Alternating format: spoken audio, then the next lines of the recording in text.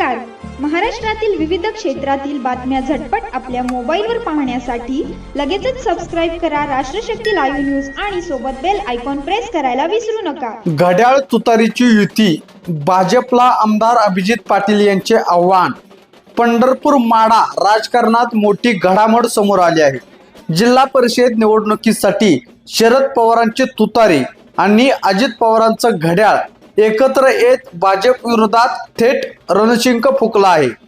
माढा आणि पंढरपूर तालुक्यात जिल्हा परिषद आणि पंचायत समितीच्या निवडणुकीसाठी दोन्ही राष्ट्रवादी काँग्रेसने युती करत काही जागांवर चिन्हाचं वाटपही पूर्ण केलं आहे.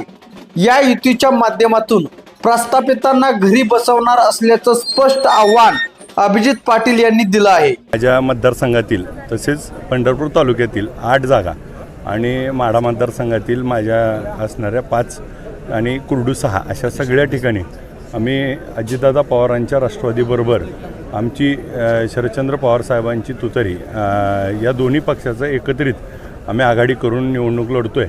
आणि सर्व ठिकाणी त्या ठिकाणी स्वच्छ, चांगले आणि कर्तबगार असणारे त्या ठिकाणी उमेदवार, त्यातल्या त्यात विशेषतः तरुणांना आणि माझ्या मायमाऊलींना त्या ठिकाणी आम्ही संधी देतो आहे.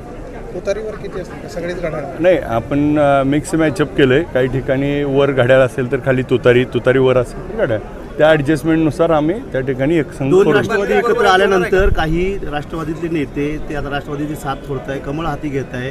काय त्यांना भीती वगैरे जाणवली काय? संपर्क झाला त्यांच्याशी? भीतीपेक्षा त्यांना आता डबल बारी आली, कारण सगळे पक्ष फिरून आता डबल एक रिपीट राऊंड चालू आहे.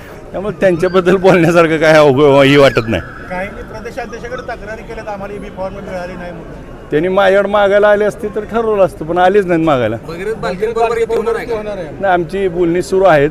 आता जागा अर्ज भरल्यानंतर त्याच्यावर आम्ही काही जागेवर मागं पुढं सरकारचं ठरलं तर आम्ही करू. या निवडणूक या ठिकाणी पिछाडीवरती राहिला, आता देखील तुम्ही पूर्णपणे कमळ जिल्ह्यातून संपवणार?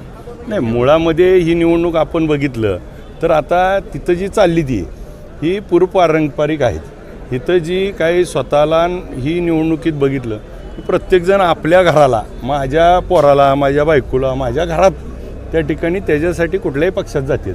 त्या पक्षासाठी त्यांना काही घेणं देणं नाही.